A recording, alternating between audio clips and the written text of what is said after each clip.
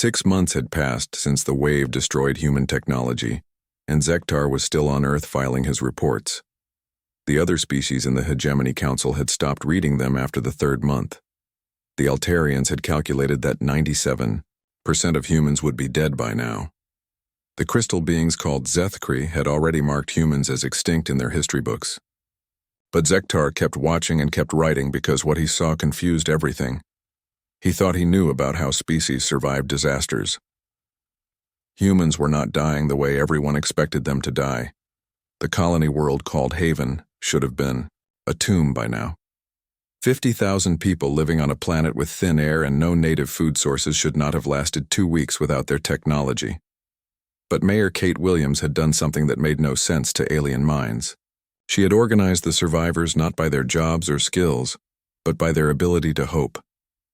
Kate was a small woman with gray hair who had been a teacher before becoming mayor. She stood every morning in the center of the colony's main square and told people what they were going to do that day. Not what they hoped to do or what they wanted to do, but what they were going to do. She spoke with the voice of someone who expected to be obeyed, and somehow people obeyed her. "Today we finish the water collection system," she would say. "Today we plant the emergency seeds in the south field. Today we repair the shelters damaged by yesterday's storm." People listened, and then went to work with their hands and simple tools they made from the pieces of their broken machines. Engineer Chris Taylor had figured out how to make electricity using old methods. He built generators from salvaged electric motors, spinning them with hand cranks and water wheels. The power was weak and came in short bursts, but it was enough to run emergency lights and communication equipment for a few minutes each day. Chris worked 16 hours every day building these simple machines, and people helped him, even when they did not understand what he was doing. Dr. Megan Brooks had been a surgeon who used the most advanced medical equipment in human space. Now, she was treating broken bones with wooden splints and curing infections, with herbs that colonists grew in small gardens. She had found old medical books in the colony library and was teaching herself techniques that doctors had used hundreds of years ago on Earth. People came to her with problems that should have killed them, and somehow, most of them lived. The most surprising thing about Haven was that the people were not just surviving. They were building. Security Chief Tony Martinez had organized teams that were expanding the colony beyond its original borders. They were digging wells, planting fields, and constructing new buildings using nothing but human muscle and clever thinking. The colony that should have died in 2 weeks was growing larger after 6 months. On Mars, the situation had been much worse at the beginning. Governor Alex Rodriguez had made the terrible choice to abandon 3 of the 4 domed cities and move everyone to New Phoenix Dome. The journey across the Martian desert had taken 4 months of walking through dust storms that could kill an unprotected human in minutes, but they had made it. 200,000 people had walked across Mars carrying their sick and elderly, and most of them were still alive. The children who had made the journey were stronger now. The adults who had carried equipment and supplies had muscles they never had before. The elderly, who everyone thought would die first, were teaching the younger people skills they had learned when Mars was first colonized. Alex had become a different kind of leader during the long walk. He no longer made decisions from behind a desk in a comfortable office. He walked with his people, carried his share of the supplies, and slept in the same emergency shelters as everyone else. When people came to him with problems, he listened while working alongside them. New Phoenix Dome was now a city that worked without computers or advanced technology. People had jobs that made sense without machines. They grew food, made clothes, built furniture, and repaired things that broke. Children went to school in rooms lit by oil lamps, learning from teachers who remembered what it was like before humanity had reached the stars. What amazed Zektar most was the communication network that humans had created without any electronic devices. They used mirrors to flash light signals between colonies during the day and fires on hilltops at night. On worlds with animals, they trained birds to carry messages. On water worlds, they used boats with flags to signal between floating cities. Thank you. Messages were always the same no matter which colony sent them. We endure, we rebuild, we remember. It became like a prayer that humans said to remind themselves that they were still alive and still fighting. Earth itself had become a collection of small communities built around natural resources. The Great Lakes region was led by Susan Clark, a former engineer who had figured out how to use water power to run simple machines. Her people had built workshops where they made tools and equipment for other communities. They traded their products for food and raw materials, creating a simple economy that worked without computers or electronic money.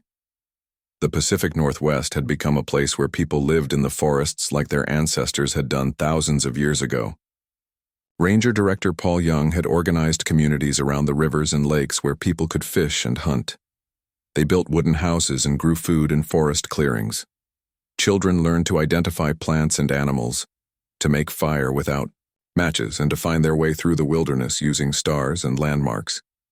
In the southern regions, communities formed around farms and small factories that worked with human power instead of electricity. People had remembered skills that their grandparents knew, but that had been forgotten when machines took over the work. They made soap and candles, wove cloth, and preserved food using methods that were older than spaceflight. The most remarkable thing Zektar observed was the schools. Teachers like Maria Santos held classes around campfires and in buildings lit by oil lamps. They had no computers or electronic teaching tools, but they still taught mathematics and science and history. The knowledge was passed down through human memory and simple books that people had saved from the disaster. Children learned differently now. They learned by doing things with their hands instead of watching screens. They learned to calculate numbers in their heads instead of using machines. They learned history by listening to older people tell stories instead of reading electronic books. These children were growing up with skills that no human had needed for hundreds of years. Commander Rick Davis and his crew had spent the 6 months traveling between human colonies in their small ship. They had become the only link between the scattered communities, carrying messages and supplies where they were needed most. Rick's ship could only travel slowly without its advanced engines, but it could still move between stars using emergency systems that the wave had not destroyed. Rick had seen every human colony that still existed, and he brought news of each one back to Earth. The colonies were all different, but they all shared the same spirit. People worked together, shared what they had, and refused to give up even when things seemed impossible. The children impressed Rick the most. On every world he visited, the children had adapted to their new life faster than the adults.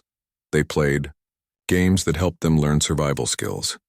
They took care of younger children and helped their parents with work that required small hands and quick minds. They asked questions about the old technology, but they were not sad that it was gone. When Rick returned to Earth after his latest journey, he met with Zektar to share what he had learned. The alien diplomat listened with growing amazement as Rick described communities that were not just surviving but growing stronger. The colony on Centauri has discovered how to make steel without electric furnaces, Rick explained. The water world of Blue Harbor has trained dolphins to help with fishing and transportation. The mining colony on Asteroid Station 7 has figured out how to extract metals using chemical processes that do not need power. Zektar had been writing reports that no one in the Hegemony Council believed. How could a species that had lost all its technology be developing new technologies using only human intelligence and manual labor? How could communities without computers be organizing themselves better than they had when they had access to the most advanced information systems in the galaxy? The answer was something that Zektar's species had never understood about humans. They did not see failure as the end of something. They saw failure as the beginning of something new.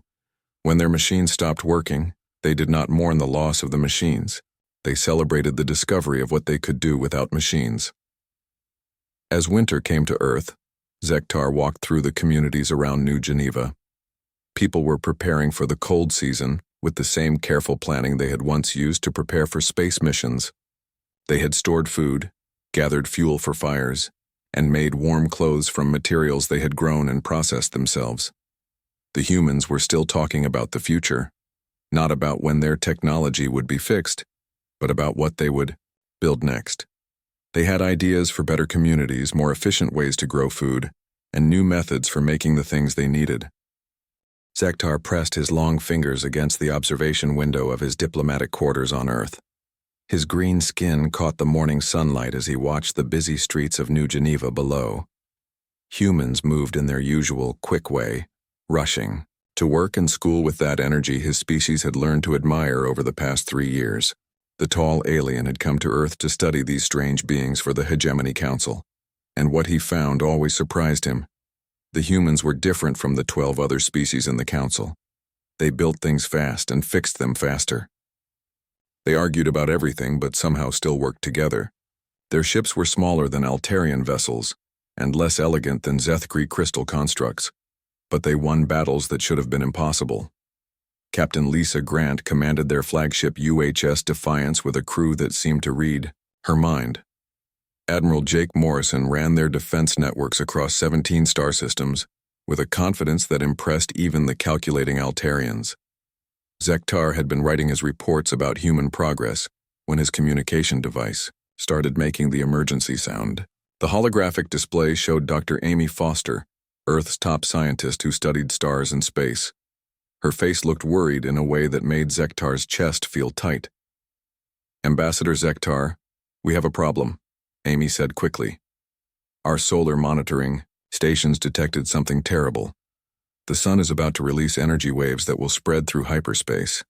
Everything electronic will stop working when the wave hits." Zektar felt his blood turn cold.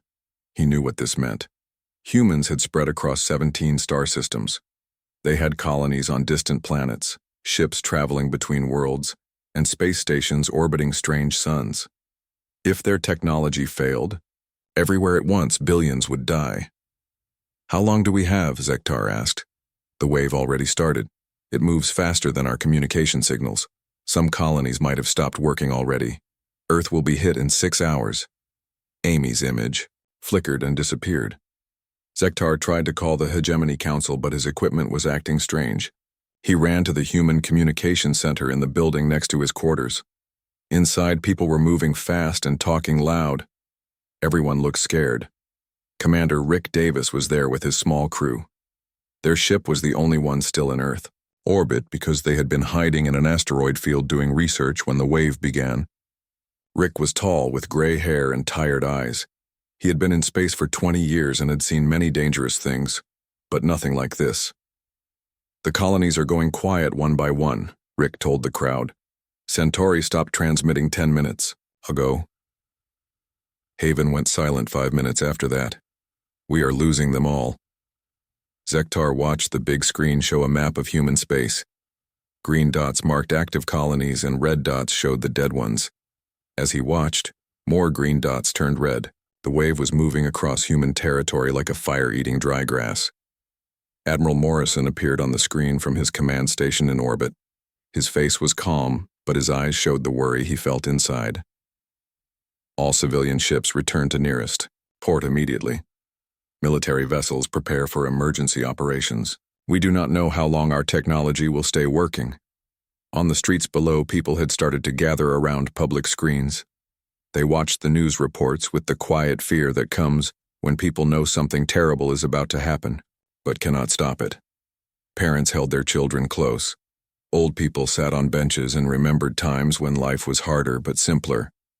The wave hit Earth exactly when Amy said it would. Zektar felt it like a cold wind passing through his body. Every light in the city went out at the same moment. Cars stopped in the streets. Aircraft fell from the sky like dead birds. The communication screens went black and stayed black. In the silence that followed, Zektar heard something he had never heard before in his 3 years on Earth. Nothing. No machines humming, no vehicles moving, no electronic sounds of any kind. Just human voices calling to each other in the darkness. Captain Grant's ship went dark while she was leading a patrol near the edge of the solar system. Her crew felt the wave pass through them like ice water in their bones. Every system on the UHS Defiance shut down. The lights died, the engines stopped, and the life support systems went quiet. Lisa gathered her crew in the main room and spoke to them by emergency light. "We are still alive," she said. "We have emergency air for maybe 2 weeks if we are careful. We have food for a month. We do not give up. We find a way home." Her crew looked at her with the trust that had made her a captain. They began checking what still worked and what they could fix with their hands. They found tools that did not need power and began working on ways to signal for help. Across human space, the same scene played out on hundreds of ships and dozens of colonies. The wave had been complete and perfect. It destroyed every piece of human technology at exactly the same time. Computers, engines, weapons, life support, communication systems, even simple electronic devices stopped working forever. On Mars, Governor Alex Rodriguez watched his city's protective dome start to fail. Without power, the systems that kept the poisonous atmosphere out and the breathable air in were dying. He had maybe 6 hours before people started getting sick and maybe 2 days before they started dying. Alex gathered his emergency team in the old conference room that had windows instead of screens. We evacuate to the backup dome in the south. We walk if we have to. We carry the sick and old. We do not leave anyone behind. The backup dome was 200 miles away across Martian desert. The journey would take days without vehicles. Many would not make it. But Alex had learned something about humans in his years as governor. They did not give up, even when giving up made sense. Dr. Amy Foster stood on the roof of her laboratory and looked up at the stars. Somewhere out there, human colonies were dying in the dark. Ships full of people were drifting through space with no power and no hope. The civilization she had spent her life helping to build was ending in a single day. But Amy was still thinking. Even without her computers and instruments, her mind still worked. The wave that destroyed human technology had patterns. If she could understand those patterns, maybe she could find a way to fight them. Maybe humans could build something new from what was left of the old. Zektar walked through the dark streets of New Geneva. Humans had started lighting fires in metal containers for warmth and light. They shared food from stores that could no longer keep it cold. Children who had been scared were now playing games in the firelight while adults planned what to do next. "Will your people help us?" a woman asked him. She held a baby in her arms and looked at him with hope in her eyes. Zektar wanted to say, yes, but he knew the truth. The Hegemony Council would debate for weeks before acting. By then, most humans would be dead. The logistics of rescuing billions of people spread across 17 star systems were impossible, even with Council technology. "I will try," he told her. It was all he could promise.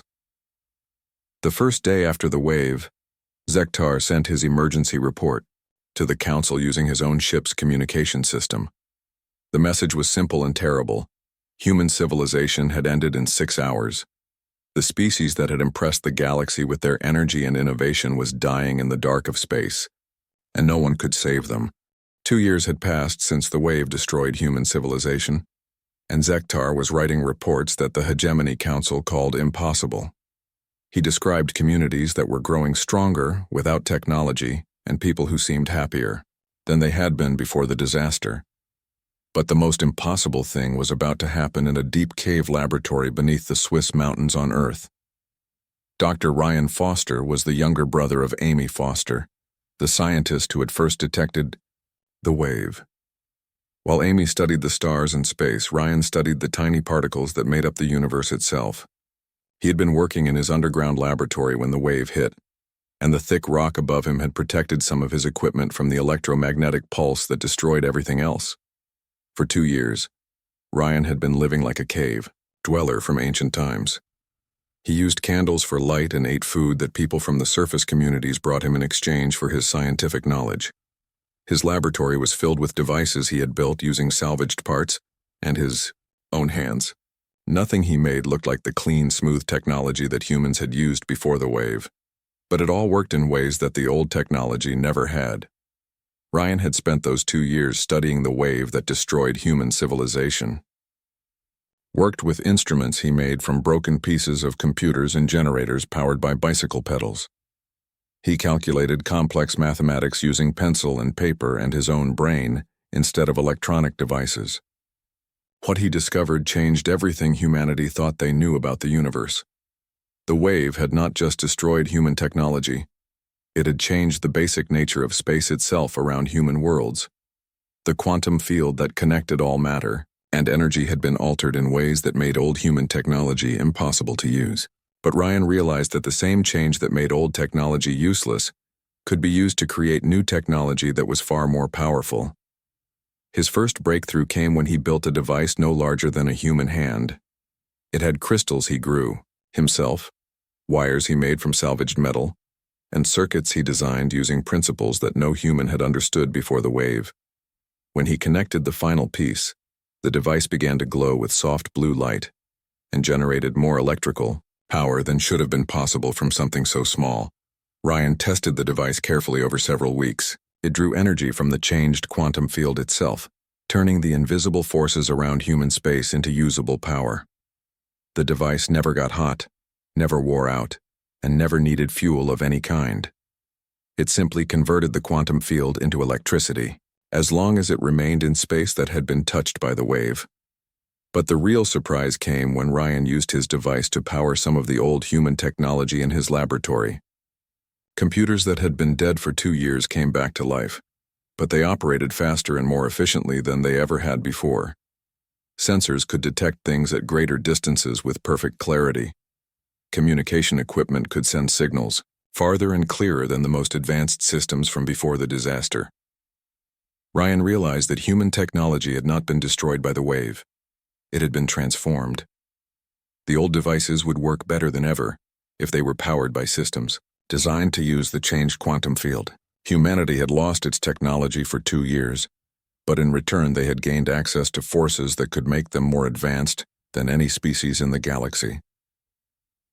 The news spread through the human light signal network that connected all the surviving colonies. Scientists and engineers from across human space began making pilgrimages to Earth, traveling in slow ships powered by emergency systems to learn what Ryan had discovered. They carried his plans and specifications back to their own communities, and within months every human colony was building quantum field generators. Captain Lisa Grant had been drifting in space for 2 years with her crew aboard the powerless UHS Defiance. They had survived by rationing air and water, eating emergency rations and maintaining strict discipline despite the hopelessness of their situation. Lisa had kept her crew busy with exercises and training, preparing for the day when their ship might work again, even though that day seemed impossible. When the first quantum field generator was installed on the Defiance, Lisa felt the ship come alive around her in a way she had never experienced before. The lights came on brighter and steadier than they had ever been. The engines responded to her commands with smooth power that made the ship feel like a living creature instead of a machine. The weapons and shields operated with precision that had been impossible with the old technology. Lisa took her ship on its first test flight since the disaster and discovered capabilities that amazed even her experienced crew. The Defiance could accelerate faster, turn more sharply, and travel farther than any human ship had ever been able to do. The new quantum field technology integrated with the ship's systems in ways that seemed to respond to the crew's thoughts and intentions as much as to their physical controls. The human fleet began to reassemble as more ships were equipped with quantum field generators. But these were not the same vessels that had gone dark 2 years earlier. They were faster, more maneuverable, and more powerful than anything humans had ever built. Pilots who had been flying for decades discovered they had to relearn their skills because their ships could do things that had been impossible before. Admiral Jake Morrison supervised the rebuilding of the human defense networks from his command station above Earth. The new quantum field technology worked perfectly with the survival systems that humans had built during the 2 years of darkness. Solar panels made by hand operated alongside quantum generators. Communication networks that used light signals and trained birds were enhanced with quantum-powered transmitters that could reach across star systems. The result was a technological base that was both more advanced than what humans had possessed before the disaster and more resilient than anything any species had ever created. If the quantum generators failed, humans could fall back on the manual systems they had developed during the dark years. If the manual systems were damaged, the quantum technology could compensate with power and capabilities that seemed almost magical. On the colonies, the integration of old and new created communities that worked better than anyone had expected. The water-powered workshops that Susan Clark had built around the Great Lakes now used quantum energy to run advanced manufacturing equipment. The forest communities in the Pacific Northwest used quantum sensors to monitor wildlife and weather, while still maintaining their traditional skills of hunting and gathering. The colony on Haven became a model that other communities studied and copied. Mayor Kate Williams had used quantum field generators to power systems that supported a population that had grown from 50,000 to 70,000 in just 6 months. New settlers were coming to Haven because word had spread that it was a place where humans were building something better than what they had lost. Dr. Megan Brooks discovered that quantum energy could enhance medical treatments in ways that the old technology never could. Diagnostic equipment powered by quantum fields could see inside the human body with perfect clarity, detecting problems before they became dangerous. Surgical tools worked with precision that made operations safer and healing faster. But Megan still used the traditional healing methods she had learned during the dark years, because she had found they worked better when combined with the new technology. The most remarkable development was in human education. Schools that had been teaching children by candlelight for 2 years now had access to information systems more advanced than anything that had existed before the wave. But the children who had learned to think and calculate without machines were able to use the new technology in ways that amazed their teachers. Maria Santos discovered that students who had spent 2 years learning mathematics by solving problems with pencil and paper could understand quantum field equations that had puzzled scientists for decades. Children who had learned history by listening to stories could access vast databases of information and find connections that electronic search systems had missed. Young people who had grown up during the dark years seemed to have a natural understanding of how to work with both simple tools and advanced technology. Commander Rick Davis was among the first to test the new quantum-powered ships for long-distance travel. His small vessel, which had taken months to travel between star systems using emergency power, could now make the same journey in days while using less energy than a single home had consumed before the disaster. Rick found that he could visit every human colony in a few weeks instead of taking years to complete the same journey. But the most important discovery was not about the technology itself. It was about how humans used the technology. Other species in the galaxy had always built their tools to be perfect and efficient, designed to work in specific ways for specific purposes. Humans had learned during the dark years to build things that could adapt and change as needed. The new quantum field technology reflected this approach. Human devices could reconfigure themselves for different tasks. Ships designed for exploration could quickly be modified for combat or cargo transport. Manufacturing equipment could switch between making completely different products with minimal adjustment. 3 years had passed since the wave changed human civilization, and Zektar's reports to the Hegemony Council were no longer filed away and forgotten. The Council's military advisors were reading every word with growing interest and concern. Human ships had been detected at the edges of Council space, moving with capabilities that their best sensors could not fully understand or explain. The species that had been written off as extinct was not only alive, but had become something that challenged everything the galaxy thought it knew about technology and survival. The test that would prove what humanity had become arrived without warning from the void between galaxies.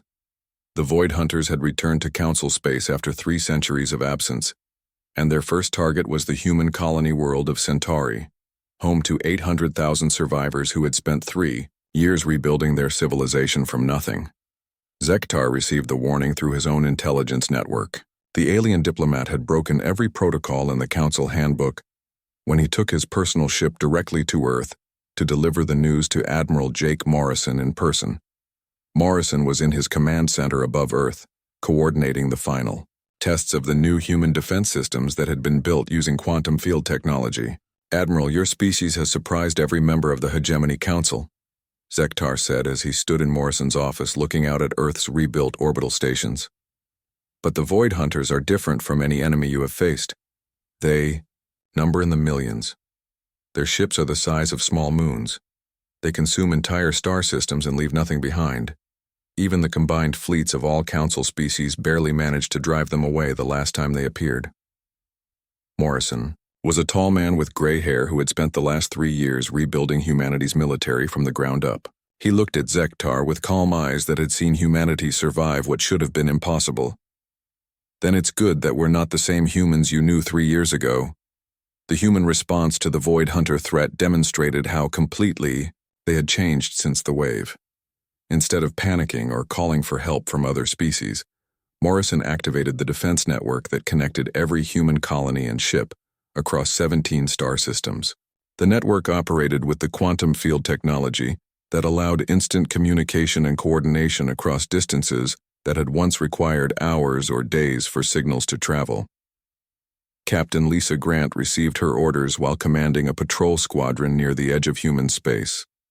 Her ship, the UHS Defiance, now led a fleet of 48 vessels that had been retrofitted with quantum field generators and weapons systems that no other species fully understood. Grant's fleet represented less than half of humanity's total military strength, but Morrison was sending them alone to face the Void Hunter advance force. The Void Hunters arrived at Centauri exactly as intelligence reports had predicted.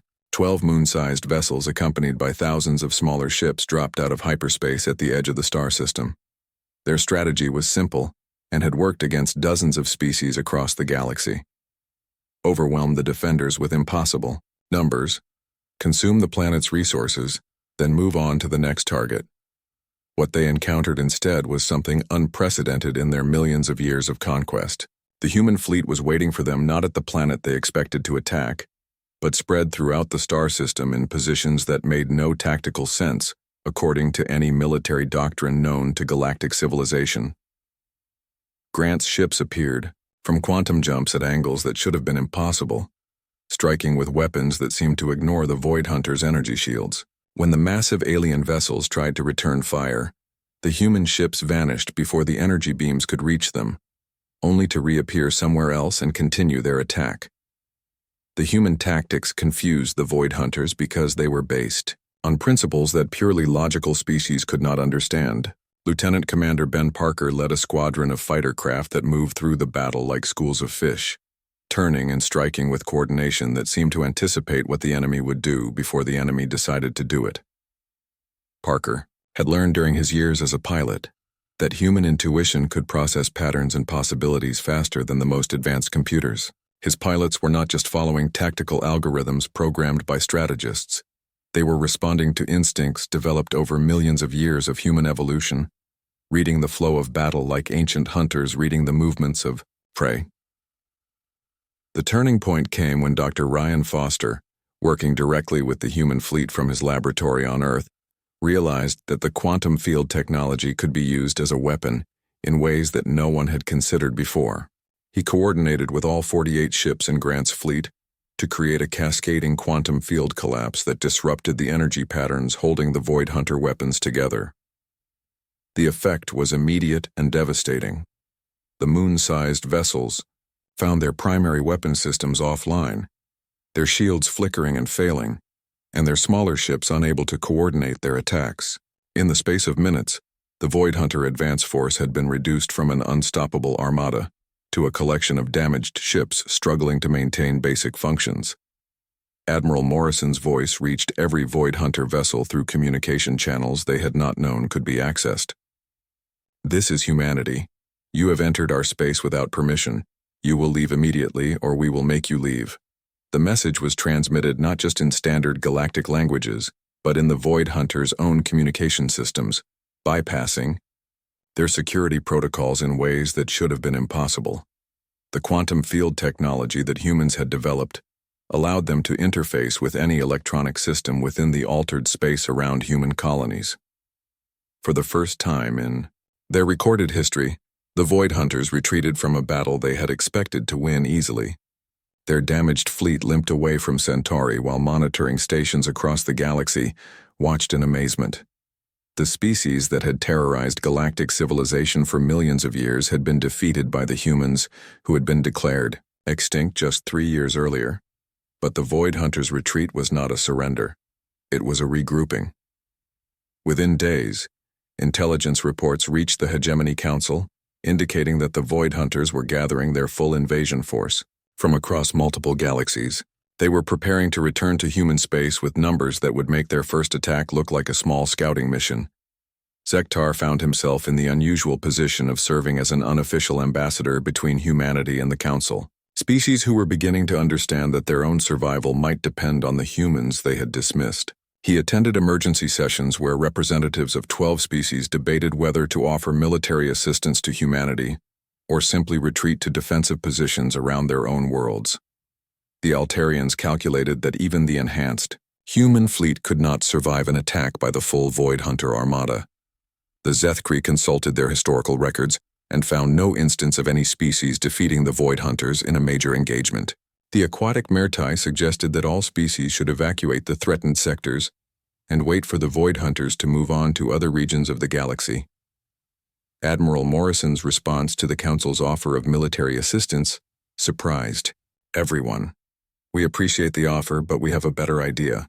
Instead of you helping us fight the Void Hunters, we'll teach you how to fight like humans."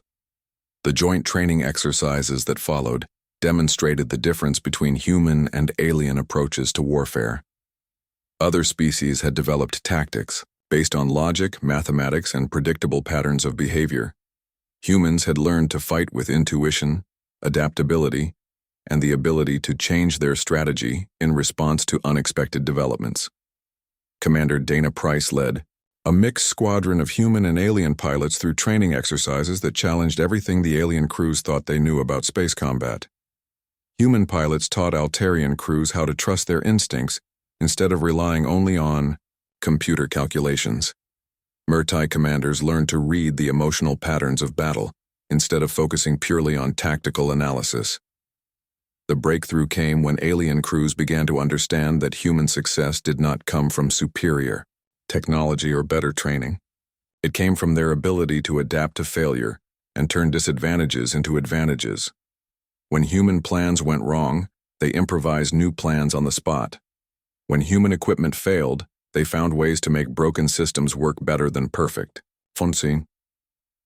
The Void Hunters returned to human space 6 weeks after their first defeat, bringing with them an armada that stretched across multiple star systems. Millions of ships ranging from fighter craft to planet-sized command vessels emerged from hyperspace around every major human colony simultaneously. It was the largest military force that had ever been assembled in galactic history. They found themselves facing not just the human fleet, but a coalition of species that had learned to fight like humans. The battle that followed lasted for 3 days and was fought across 17 star systems with tactics that had never been seen before. In galactic warfare, 5 years had passed since the wave that was supposed to destroy human civilization, and Zektar stood in the great assembly hall of the Hegemony Council, preparing to deliver his final report. Representatives from 12 species filled the chamber, their attention focused on the alien diplomat, who had witnessed something unprecedented in galactic history. His words would be recorded in the permanent archives and studied for generations of scholars who would try to understand how a species could fall so completely and rise so much stronger than before. 5 years ago, I documented the complete technological collapse of the species we designated as 2847 human. Zektar began, his voice carrying clearly through the chamber's acoustics. Today I report that humanity has not merely recovered from that disaster. They have evolved into something the galaxy has never seen before. The statistics that Zektar presented challenged everything the assembled representatives thought they knew about how civilizations developed and survived. Human colonies now numbered 23 star systems, 6 more than they had controlled before the wave. Their ships patrolled trade routes that had been abandoned due to pirate activity, bringing safety and prosperity to commerce across 3 entire sectors. Their technology operated on principles that other species were still struggling to understand and copy. But the numbers were not what made humanity remarkable in the post-wave galaxy. It was their fundamental approach to existence itself that had transformed them into something unique among intelligent species. President Karen Mitchell had been elected as Earth's first planetary president since the disaster, chosen not by politicians or military leaders but by the communities that had rebuilt human civilization from nothing. She governed according to what humans called the resilience doctrine, a philosophy that had grown out of their experience during the dark years when they had learned to survive without technology. The resilience doctrine was simple in concept, but revolutionary in practice. Instead of building systems that were perfect and efficient, humans now built systems that were adaptable and redundant. Every human colony could survive independently if cut off from the rest of human space. Every human ship could function even if most of its systems failed. Every human community had multiple ways to accomplish the same essential tasks. This philosophy extended far beyond technology and engineering into every aspect of human society. Children learned multiple skills so they could contribute to their communities in different ways as needed. Adults trained for several careers so they could switch roles if circumstances changed. Governments planned for multiple possible futures instead of assuming that current conditions would continue indefinitely. The transformation was most visible in how humans approached relationships with other species. When the crystal-based Zethkri homeworld faced a plague that threatened their species' survival, human doctors like Dr. Linda Hayes had traveled there not with advanced medical technology, but with something more valuable. They brought adaptability. Linda and her team had spent months learning Zethkri biology from the ground up, working alongside alien physicians to understand a form of life completely different from anything they had encountered before. Instead of trying to apply human medical knowledge directly, they had developed entirely new treatments based on Zethkri physiology and the specific nature of their plague. The aquatic Mertai had struggled with asteroid mining for centuries because their water-based physiology made it impossible for them to operate in the vacuum of space for extended periods. Their own engineers had tried for generations to develop mining equipment that could work in liquid environments, but the technical challenges had always been insurmountable. Human engineer Gary Nelson had spent 6 months living in Mertai underwater cities, learning to think like an aquatic species instead of trying to impose land-based solutions on water-based problems. His breakthrough had come when he stopped trying to make space mining work in water and started designing systems that brought water into space. His mining platforms created controlled aquatic environments where Mertai workers could operate efficiently while extracting resources from asteroids. The success of these cross-species collaborations had established humanity as mediators and problem solvers throughout the galaxy. Other species began bringing their most difficult challenges to human communities, not because humans had the most advanced technology, but because they had developed the most adaptable thinking. Captain Lisa Grant, now Admiral Grant, commanded a fleet that included ships and crews from 8 different species. The integration was so seamless that observers often forgot they were watching a mixed fleet instead of a single military organization. Human adaptability had taught their alien allies to work together in ways that had been impossible before. The wave. The fleet operated according to human principles of redundancy and adaptability. When standard tactics failed, they improvised new approaches. When equipment from different species proved incompatible, they found ways to make it work together. When communication problems arose between crews who spoke different languages and thought in different patterns, they developed new methods of coordination that transcended traditional barriers. The greatest testament to humanity's transformation had come when the Void Hunters returned for a 3rd time, seeking revenge for their previous defeats and bringing with them allies from other galaxies who had never been defeated by any species in Council space. The battle that followed was not won through superior firepower or perfect strategy, but through the principles that humans had learned during their darkest years. Commander Dana Price led the Coalition's advance forces in a campaign that lasted for months across multiple star systems. The enemy had expected to face the same tactics that had defeated them before, but humans and their allies had continued to evolve their approach to warfare. Each engagement taught them something new about their enemies and about their own capabilities. Turning point came when Price's mixed fleet encountered a new type of Void Hunter vessel that seemed immune to all conventional weapons and tactics. Instead of retreating or calling for reinforcements, the human commander had done something that no military manual in the galaxy recommended. She had ordered her ships to deliberately allow themselves to be captured. The Void Hunters had taken the apparently defeated vessels into their main fleet, expecting to study human technology and interrogate the crews. Instead, they found that the human ships had been modified to operate as Trojan horses, carrying quantum field generators that could disrupt enemy systems from within their own defensive perimeters. The subsequent collapse of the Void Hunter invasion had been swift and complete. Their own technology had been turned against them by enemies who understood that the best way to defeat a superior force was not to meet it head-on, but to find ways to make its strength into a weakness. As Zektar prepared to conclude his report and accept reassignment to the frontier worlds, he reflected on the most important lesson he had learned from 5 years of studying humanity. The wave that had destroyed human civilization had not been their greatest disaster. It had been their greatest opportunity. The humans did not rise stronger than before because their technology became superior, he told the assembled council representatives. They rose stronger because they learned that true strength is not the absence of failure. True strength is the ability to recover from failure and become better because of it. The philosophy that humans had developed during their years of darkness was spreading throughout the galaxy as other species learned to adopt human approaches to problem-solving and survival. The resilience doctrine was being studied and implemented by civilizations that had never experienced a catastrophic collapse, but wanted to prepare for the possibility. Zektar's final assignment before leaving Earth was to observe a scene that perfectly captured what humanity had become. In a rebuilt park in New Geneva, he watched a human child playing with building blocks made from materials that had been salvaged from the technology destroyed by the wave. The child was the daughter of 2 Cascade survivors who had met and married during the dark years. The girl was building a complex structure, using techniques she had learned from both traditional human architecture and alien engineering principles.